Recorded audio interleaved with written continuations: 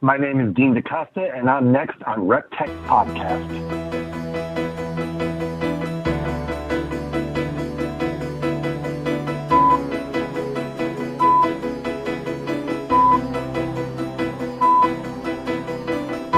Welcome to RecTech, the recruiting technology show where we talk about interesting new technologies related to recruiting and HR, as well as asking recruiters how they use it to recruit and manage their talent. Today's show is a recruiter edition. My name is Chris Russell, Managing Director of RecTech Media. Part of our mission is to help employers connect with more candidates through technology, and that's what this show is all about. RecTech is sponsored by Job Fairing. If your company is hosting a hiring event or job fair, post it for free at jobfairing.com. They help employers and event organizers to promote their career event to local candidates via the web and social media. Again, learn more at jobfairing.com. Today's guest is Dean DaCosta. Dean is a strategic sourcing and research technologist at a Fortune 100 company in the Seattle area, a decorated veteran and recognized sourcing expert with more than 20 years of experience. He currently writes the Search Authority, one of the most influential blogs in the business. He's a frequent speaker on the recruiting conference circuit, and his insights and knowledge, particularly of technology, has made Dean one of the top sourcers and full-cycle recruiters in the recruiting business. Dean, welcome to RecTech. Good to have you. Oh, yeah, thanks for having me. I appreciate it. I've seen your musings online for many years, so it's great to finally get a chance to chat. I want to start with this whole new LinkedIn user agreement changes that some people are calling it crisis out there. Tell us, if you could you explain what the changes are and kind of what that means for recruiters, and secondarily what it means for tools out there that leverage LinkedIn? So, it's really kind of funny. They say the changes, and the reality is they aren't really so much changes so much as re-clarifying. These things have existed for a long time. But anyway, so long story short, if you have a tool or extension that scrapes, modifies, overlays, hiding things on LinkedIn, then LinkedIn's going to start basically, if you don't change it, shut it down or whatever, they're going to start pushing the issue. And if they can't push it with you, meaning your tool happens to be, you happen to be out of the country or something like that, they'll just start shutting the recruiters down that are using them. Now, there's a wide berth there. Yeah. And so the thing to keep in mind, the rule of thumb that I use with this is simple. When you get a tool or an extension or anything like that, a lot of times it asks you to give permissions to certain things. So if the tool requires permissions to LinkedIn, probably not good. Not a tool you're supposed to use. So if it gives you that pop-up message to log in or whatever? Yeah. Well, no, because it just gives permissions. We require permissions to LinkedIn, and you have to push a button, you give it permissions. Mm-hmm. And if you go in LinkedIn, there's a page on LinkedIn where it tells you all the tools you've given permissions to. So that's one thing. If the other thing is, in order for it to work, you have to be signed into LinkedIn, that's also probably a problem, because that means it's whatever it's doing is directly from LinkedIn. As far as the overlay thing goes, there's a lot more to it than just simply an overlay.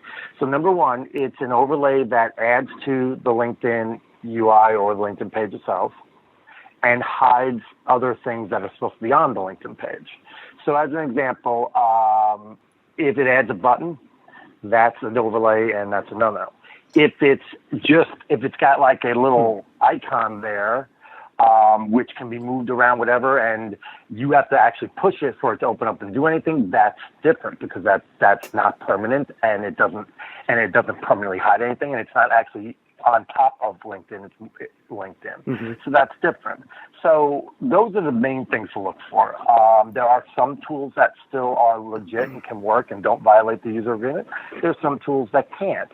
But the big key is, and this is where the people dumping off the deep end is just because a tool can't use LinkedIn or can't work on LinkedIn or you can't use it with LinkedIn, it doesn't mean you just stop using it or you just stop using tools. No, I mean, some of the people on Facebook are like, I'm just not going to use tools at all. Okay, well, don't. And it can take you 20 minutes to do something I can do in 1 minute with the tool. But why do you, just because LinkedIn is doing this doesn't mean you stop using the tools. It just means you only use tools on LinkedIn that meet the user agreement, that don't violate it, and then you use the tools in other places. And so, but of course it's LinkedIn, so everybody's going, oh my God, it's LinkedIn. Yes, LinkedIn and its 500 million users of which 20% are fake. In fact, in the user agreement, they admit to not only there being fake profiles, but they themselves have created them. So that's 100 million profiles. Yeah. It's estimated that 20% of the profiles on LinkedIn are fake. Wow. Then add in, so now you're down to 400 million. Now let's add another 20% that have more than one profile. There are a lot of people with multiple profiles. A lot. Now you're down to 320 million. Now add another 15 to 20% of profiles that have such minimal information, you have no idea what the hell they do, so you can't really use them. Right. So now you're down to about 260 million people. Fantastic. Well, guess what? Facebook has 2 billion people. Even if we use the same percentages to say fake and duplicate and not enough information, we still got 1.2 billion people. Yeah. Let's see, 280 billion, 280 million, 1.2 billion. It's estimated that over 95% of the people on LinkedIn are on Facebook. But that's just Facebook. Now let's look at Twitter, which has got over 500 million, and thanks to our president, even more. Yeah. Now let's look at Google Plus, who's coming up on 500 million. Let's look at all these other social sites that have boatloads of people on it. Anybody on LinkedIn is somewhere else. Right. So, and I'm not saying LinkedIn's a bad tool. It's not. I mean, it saves you time, it saves you trouble because you know it's there.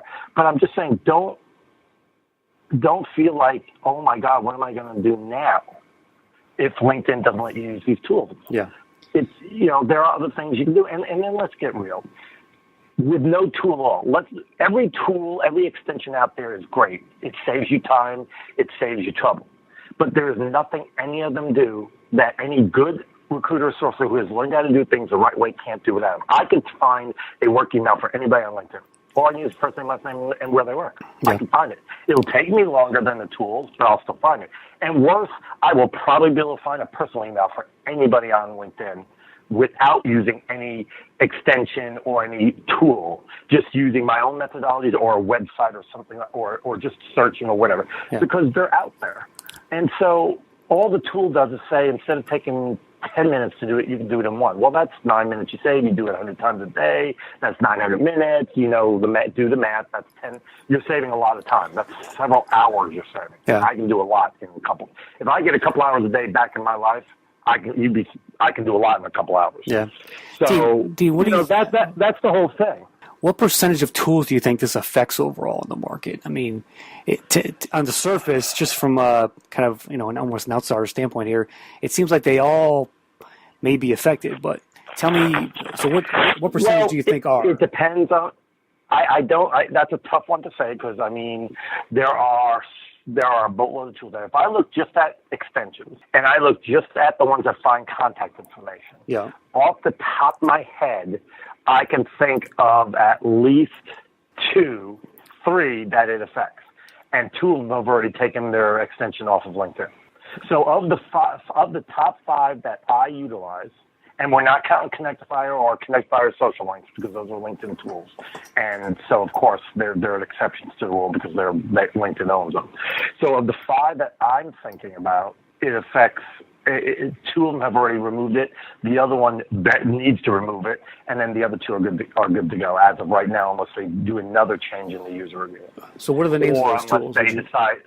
Well, you see, Profit removed itself from LinkedIn, but it still works in Facebook and other places. Hunter removed itself from LinkedIn. And so those 2 I know are not. Those 2 have removed themselves, so whether they were or not is irrelevant.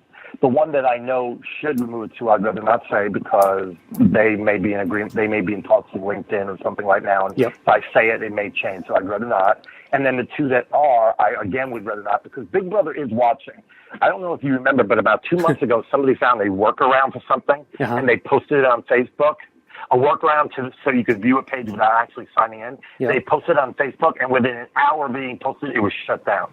So I would rather not say the ones that are, because if LinkedIn decides to say, okay, they are in compliance, let's change it again so they're not in compliance, I don't want to get them in trouble. But here's what I will tell you. Neither require you to sign into LinkedIn. Well, let me rephrase this. Neither require permissions, and one of them you don't even need to go on LinkedIn at all to use it. You can do everything you need from its web page. You don't need to sign in. And it does not scrape LinkedIn directly. It scrapes public profiles like Google when you search in Google. And as of right now, I know it's good to go. But again, that can change. I mean, all it takes is for LinkedIn to go in and make one minor change to the user agreement, and all of a sudden a tool that's in compliance is out of compliance. It's a real simple change. It's really, I'm looking at the agreement now. They've got this whole section of do's and don'ts. I mean, it seems like they're totally muddying the waters here, especially if you use any kind of tool. I mean, it just seems like they're creating mass confusion in the marketplace now with all these different changes, and they're going after the users too, not just the tools anymore. Oh, well, that's because they're going after the users because in some cases they can't go after the tool. As an example, if the tool is based out of Australia, they can't go after them. Why is that? So they have to go after the user because they're not in this country and the laws are different. Oh, okay. And LinkedIn doesn't have a base in Australia, so they can't go after them there. There's a whole bunch of laws and stuff like that. Or it's not worth their trouble to go after them because it could be a royal pain in the butt to try to sue a company that has no connection to the United States. I mean, to sue a tool that has no connection to the United States. In order for them to sue them, they would have to have an office here in the United States or some base in the U.S., according to the laws anyway. But remember, there's also a lawsuit going on that could change everything. And if the company that brought the lawsuit wins, then it changes everything. Then LinkedIn's going to be forced to do one of two things. Just say, okay, fine, you're right. We got to give this up. We have no choice. Or fine, we'll just close our system, meaning it can't even be indexed by Google, which means they move from a social site to a job board and they violate their user agreement with the user, which says we are joining a social site so that we can be found and interact with others. If they close it, then they're violating. So it's going to be interesting how it turns out. It's very interesting time when it comes to these types of tools. Yeah. But like I said, I don't really care because there's almost nobody on LinkedIn that you can't find anywhere else. I mean, if I go on LinkedIn and look up a job developer, I can guarantee you he's on one of the plethora of code repositories out there, most likely GitHub or Stack Overflow. Yeah. So it sounds like you don't use emails too much then. Well, when you have a company that says 18% response rate on emails is fantastic, 18%. 18%. Good. Not 18% that's interested, just 18% people that bother to reply to you, even if it's no thanks. That doesn't make me, that means if I send 100 people, I'm only going to get 18 to reply. That's pretty pathetic. Yeah. Now, mind you, that's their averages. I actually haven't sent emails in a while, but when I did, I used to get 70% reply rate. But that's because I didn't send blanket emails. I would actually take time to create an email that would reach people and was personalized a little bit, and that's how I did it. But no, I don't, because it's estimated. It's really interesting. And I think if you look on SourceCon, I just did a blog post on it where it actually breaks this out. So don't quote me on these numbers. These are just kind of me trying to remember the numbers. But in a given time period, the number of people that actually bother to even be on LinkedIn compared to others. Like as an example, within a given week, 52% of the people will get on LinkedIn. Okay. That's great but is it really compared to 91% on Facebook? Right. The 76% on Instagram, the 59% on Twitter, the 55% on Pinterest, and then comes lowly little LinkedIn at 52%. And by the way, those were numbers based on 2015 from the PEW Research Center. I looked at the newer numbers. LinkedIn's gotten worse. The others have gotten better, but LinkedIn has gotten worse.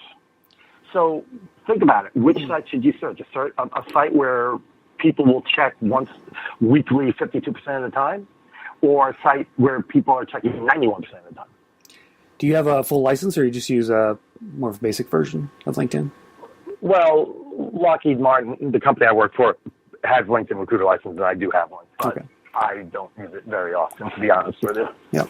I have it. I use it more for competitive intelligence and stuff like that than I do for actually finding people.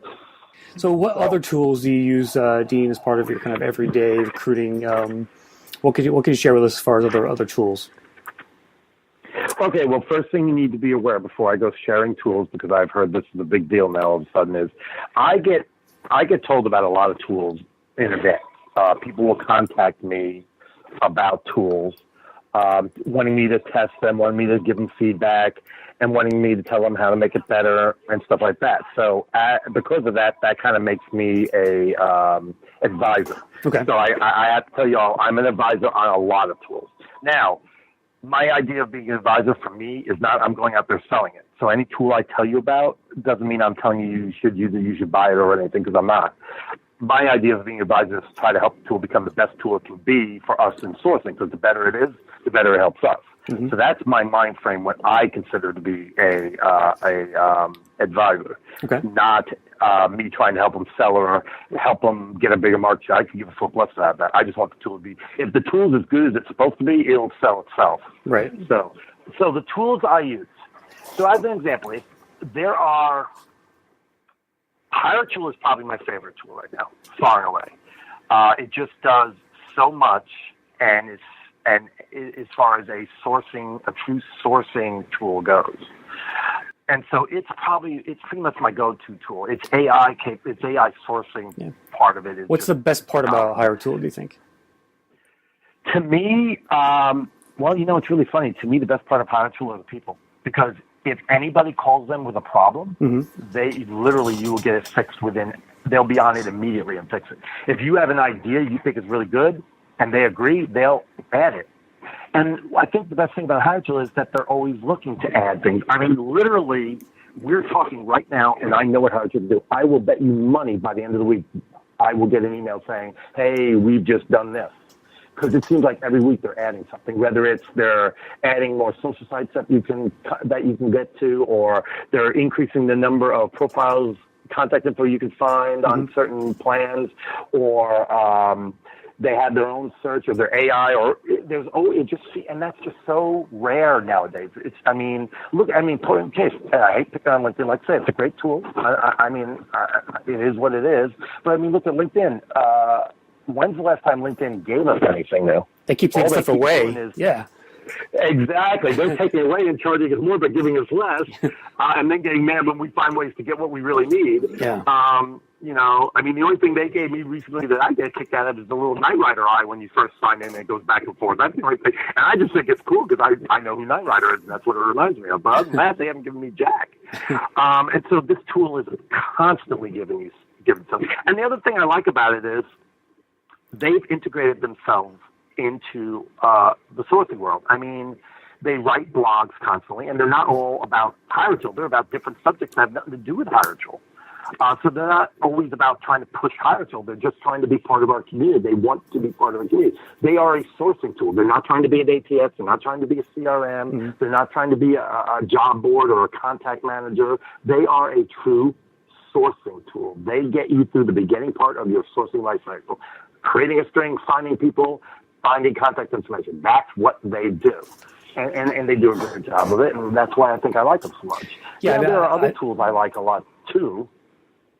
I've been impressed by them in terms of just, like you said, they've definitely taken the lead in terms of just becoming part of the community overall and participating in that conversation. So I give them a lot of credit there. No, I think it's great. And the other thing I like about them is, yes, they have a Chrome extension and everything, but you don't even have to use the Chrome extension. You can do everything from their desktop, from their dashboard. Yeah. Everything can be done from the dashboard.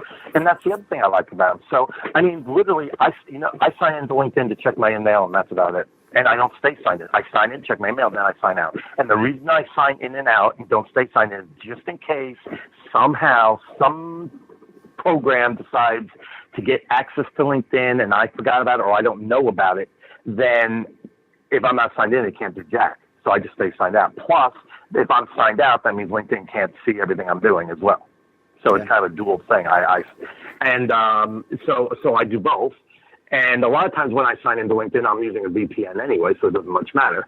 So it's like you can trace my IP address and think you know what I'm doing all you want. It's only you're only gonna have it for about 45 seconds before it changes to a different one. So go for it. Not just Roswell. Yep. I'll help you out. I'm not in Timbuktu. Right. So, but that's me. So that's one tool I really like. Other tools, and mind you, when I use tools, I also think about sites. sites that can help get you stuff. Yeah. And I just spoke at Talent 42, and I'm going to be speaking at SourceCon in the fall. So some of the stuff I'm talking about now, I will be actually talking about and showing in length, because I'm telling you the tool, but I'm not telling you how I use them, because I combine a lot of these tools together to do some really cool stuff. So Data Miner is another tool. It's my favorite scraping tool. Data Miner. It's my favorite scraping tool. Not my only. I've got several. I've learned a long time ago not to have. I always have more than one tool that can do anything. Yeah. And the reason is because tools come and go. And so I always I've got 7 scraping tools I really like, but Data Miner is my favorite. HireTool is my favorite tool that does what it does. Yeah. But there are others that they don't do everything it does, but they do a lot of what not a lot, but some of what it does, enough where I can get by. Right. SourceHub has a really good Boolean building tool. Okay. On the scraping side, give me one example of what you scrape and how you do that? Well, I'm glad you said that, because let's say you use a tool or a site called Elusify. Elusify is a really cool site. It's kind of new, where you can join them for free, and you can look up companies, and you'll get some competitive intelligence, and then you can see people that work at that company. And it'll start off with the C-level people, and then if you want to see somebody else, you put developer, and it'll show you the developers. What site is this? You'll see their name. Elusify. Elusify? E-L-U-C. Yeah, E-L-U-C-I-F-Y. Okay. So what you'll get when you do your search, you do it say, sorry, Amazon, I'm picking on you again. I was picking on them all during Town 42, so it's no big deal. And I had recruiters from them there. I actually said, anybody here from Amazon? Yeah, okay, you guys are going to hate me. But I did it anyway, but they were laughing. So anyway, I put in Amazon, got the little competitive intelligence info, then I got a list of the higher level people, C-level and stuff. Then I put in developer, and I got a list of developers. Great. I got the first name, last name. I got the company, of course, Amazon. I got the link to their public LinkedIn profile, which means I went on Google, typed in their name and Amazon, and that's what I got. So it's not scraping LinkedIn directly. This is public information that's being indexed by Google. It does not violate any user agreements. And then I got what they feel is their email address. So you got a list, let's say, of 50 people. Well, that's great, but you still got to get that information off to get into your ATS CRM, or if you're a researcher, give it to the person who's going to do the calling or emailing or whatever you're going to do. You use Data Miner to scrape it, and what you'll get is you'll get their actual first name, last name, you'll get their company, you'll get the LinkedIn URL, and then you'll get their email. Well, from there, you can do a lot of stuff. First of all, you can use the email to try contact them. Yep. Now, the emails may not always be right. They even give you a percentage, which I found to be 50-50 on the IC. Sometimes they'll say it's only 20%, and it's really the right email. But here's what you can do. You can take the email addresses, stick them into a CSV, upload them to HireTool, go away and do something else, and come back in an hour, and HireTool will have connected those emails to the people and given you all the information it can find, including personal emails. Anybody it doesn't find, that's probably because the email address is not only wrong, but is really, really wrong. So you make note of those, keep them to the left. Take those people, get those people's names and the fact they work at Amazon, take that CSV, upload it to Google Sheets, then use the Hunter add-on to find what should be the right emails, and then do the same thing again, HireTool, and find everybody. If you don't want to do that, you can just take the LinkedIn URL and stick it into HireTool, and it'll find you everybody. And HireTool can do that. A tool called Luxo can do it, and a tool called LeadIQ. All three of them have that capability. Nice. HireTool is the most accurate of the three. Right. But they all three have it. In fact, this is almost exactly what I'm going to be talking about at SourceCon, except not only will I talk about Elusify, I'll be talking about several other sites and places to go. But but you think about it, what did I do? I took a tool, Elusify, and got what I needed, but then I used another tool to get the information off I needed. Then I used another tool to get me even better information. So I combined 3 tools to create what my son calls sourcing magic, which he's writing a bunch of blogs about. And I ended up with 50 spot-on people ready to rock and roll. And a lot of these tools are fairly cheap to use, right? I think I heard HireTool is around $90-$100 a month. I mean, they're all kind of similar, right? Well, they have a free version. Yep. But then if you need more than what it gives you, yeah. I mean, right now I think you can do $90 a month.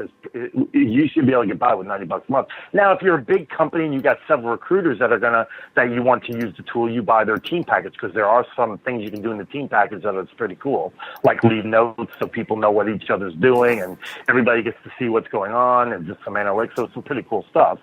But Yeah, I mean, Hydro's pretty inexpensive. Data miner is not very expensive. The Google Sheets block spring Hunter thing is $10 a month. I mean, so I mean, you're looking. Think about it, to do everything I just talked about. Ideally, could cost you, and actually, I think Hydro has a deal right now where they can actually get them for $69 a month. If I'm not mistaken, I think everything I just talked about you can do for $100 a month. And remember, Lucify has all boatloads of companies, Microsoft, I mean, you name it, they got it. So you might think, well, okay, great, but once I get the Amazon developers, then I'm done. No, then you go after Microsoft people, then you go after IBM, then you go after Google, there are thousands of companies out there that have developers. And so, I mean, just because you've torn apart like Amazon, gotten all their developers, doesn't mean there aren't other companies to go through. Yeah, definitely. Okay, let's switch gears a little bit. Who's your current ATS that you use, Dean? I personally don't use an ATS personally. Well, actually, that's not true. I kind of do use Luxo. So yeah, I do kind of use Luxo. Yeah, because it's a cool little tool. It's simple and easy, and I like simple and easy. Okay. I actually have recommended it to a few smaller companies. It's more small mid-level type companies. It's not made for the bigger ones yet. It's not an enterprise level thing. Gotcha. Yet. We use Taleo at Lockheed. Yeah, Taleo combined with and then Smashfly. Smashfly. Okay. Yeah, that's our CRM. Okay. Do you ever use that at all, or is that not part of your day-to-day? Do I ever use what? The Smashfly portion? Yeah, actually, I do that quite often. As a matter of fact, I'm in the process right now of running searches for something, and once I get the results, I'll be uploading them into Smashfly. No, I use Smashfly a lot. I don't use the ATS very often. Gotcha. So what? Because the nature of what I do is more you're finding candidates. Pipelining. Yeah, it's more pipelining than actually recruiting. I'm not recruiting against a specific rec. It's more generalized than that. Do you just source, or are you also recruiting as well from full cycle? I've been a full cycle recruiter most of my career, but no, not in this job. In this job, I am what's called a research technologist, which is a fancy way of saying I find what nobody else can find. Nice. The advantage of being an ethical hacker, I guess. It sounds like it reminds me of the A-Team. When no one else can find him, and no one else can help. You can hire Dean. Yeah. That's pretty much the way it is. That's pretty much the way it works. If it gets to me, then it's really funny. I always tell this story. A couple of years ago, I was given a list from one of the groups, 10 people. And they said, here's their names. Mm-hmm. That's all we got. I go, you're kidding me. Yeah, we need to get contact. We need to contact them. I go, why? Well, because they can do the things we do. How do you know if all you got is a name? Well, we know people who know them. I go, well, do they have other info on them? Well, yeah, but they don't want to give it out because blah, blah, blah. I go, okay, whatever. So I do the work, get the list, and I give it back to them. So the top 4 people have where they live, their email address, their phone number. The next 4 have a link to a Google Earth map of the plot they're buried in because they've been dead for 3 or 4 years. That's funny. Amazing. I thought it was hilarious. They thought it was hilarious. My boss, she wasn't too happy they wasted my time. Yeah. Okay. But it was funny as hell. To this day, that's one of my favorite stories since I've been at Lockheed Martin. Nice. Give me a story about your biggest win so far this year from a sourcing standpoint. Do you got a good story for us? Finding a candidate? Well, I mean, I'm going to be honest with you. I don't think this year I would say it, but I am going to give you a story. But this has been a while ago. But I think it's a good story and it's an important story because I think it brings more to light about the right way and the wrong way to contact a candidate. And I think that's something a lot of recruiters suffer with. So back in the day when I worked for Microsoft, we were looking for a particular position, and it was security, or it was a very strong security orientation. And back then, security wasn't quite as common as it is now. Well, we ascertained that there were only 5 people in the U.S. that had the skills we were looking for, and 4 of them were way out of our price range, which is hard to say considering we were Microsoft. Mm-hmm. So there was one guy. I swear, something like 50 recruiters tried to get the guy to talk, and he just didn't want to talk to nobody. And so finally, my boss said, "Hey, could you give it a shot?" I go, "What the heck am I going to do that these other 50 recruiters haven't done?" It's like, hopefully something. And I go, okay. So I started looking at the emails that were being sent because they were all sent via the system. Like, oh my good Lord Almighty! I go, I wouldn't respond to any of these either. Hi, my name is Jill. I work at Microsoft. You should come to work for us. Let's talk. What the hell kind of bullcrap is that? Yeah. And I'm like, okay. So I started doing a little research. Now, I come to find out that this gentleman is a comic book fan, and I happen to be one too. So I said, cool, I'll look at some of the characters he liked. I'm like, cool, I like a couple of them. They're not my favorites, but they're up in my top 10. And where did you notice this part about him? Out on the internet. Okay. The internet was still around back then. Just out on the internet. I just started doing some searching and stuff like that. And so I said, okay. So I emailed him and said, hey, I was out on the internet, just seeing what's new in the comic world. And I happened to notice you posted to a few user groups, because back then user groups were big. Yep. Bigger than they are now anyway, about comics and about some of your favorite characters. And I go, I have like my top 10 and my top one is this guy. But some of the others you mentioned I actually liked. I'd love to talk to you about them. It doesn't seem like there's a lot of people that like these guys. And he actually responded, and we went back and forth probably 3 or 4 emails a day over a couple-day period.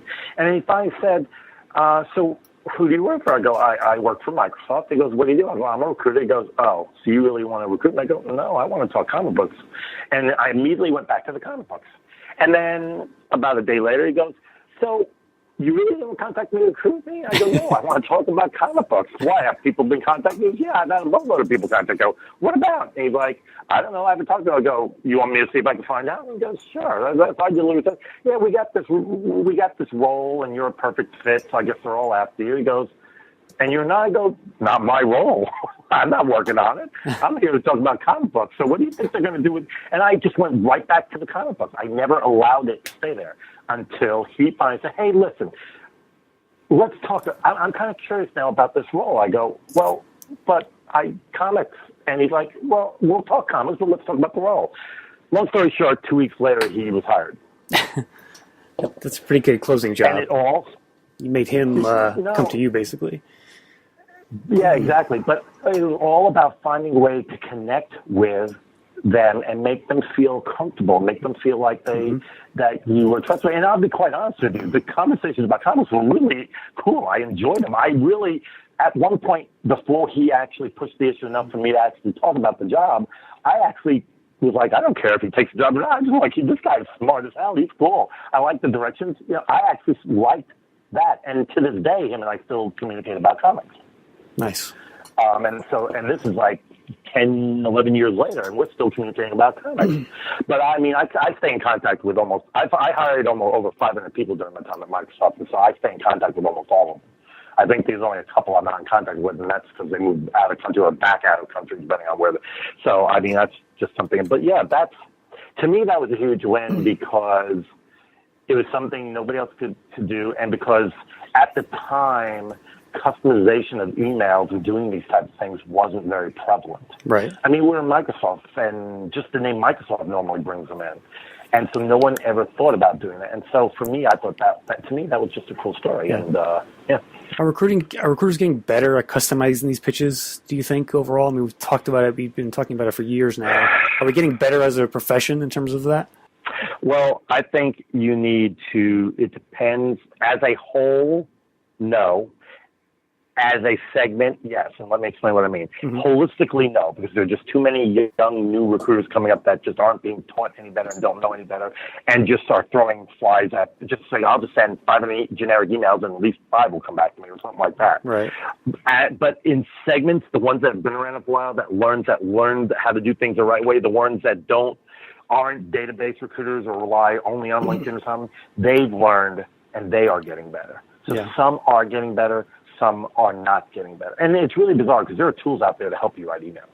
Yeah. There are a set of tools out there that I use that literally you can craft the perfect email. And that gets part of my presentation for SourceCon. I mean, literally, we'll tell you if there's any racist or sexist comments involved. It'll tell you if it's too technical. It'll tell you if it's too long, too short, if it's not engaging enough, if it's going to get caught in spam filters, if it's written at too high a reading level, too low reading level. I mean, you can find out everything.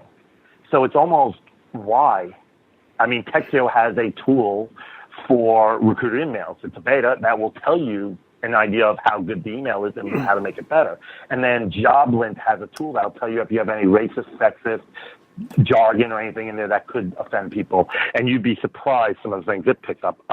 Mosaic Track has a tool out there that'll tell you the engagement level. There's a tool out there that'll tell you the odds on it getting caught in spam filters. There's a tool that will tell you the readability level, and that's important. The readability level is important. Yeah. Because you got to understand, some of these people are going to read these while they're doing other things.